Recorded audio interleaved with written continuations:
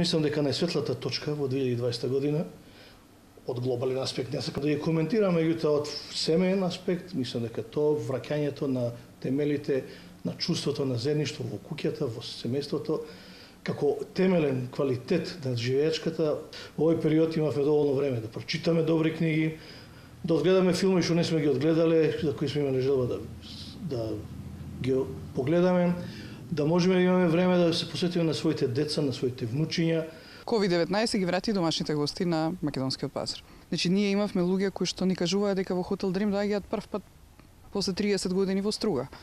Значи, луѓе кои што цело време биле надвор од државата, сега, конечно, ние добивме еден вид на, ајде да речем, маркетинг, промоција, како нашиве луѓе да ги видат и нашите капацитети. Јас и мојот клуб РК Охрид ќе пометиме 2020 како успешна и позитивна на професионален и на ракометен план.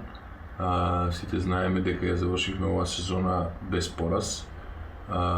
Имавме од 12 утакмици 12 победи, но ние бевме максимално фокусирани, го дававме својот максимум и бевме професионални до крај и испишавме една историја во ракометот во Охрид. Можеме да кажеме дека позитивно одговоривме на сите предизвици кои се поставија пред нас и успеавме да одговориме на потребите на граѓаните кои се најдоа ранливи во овој период. 2020 не научи дека треба да имаме секогаш резервен план.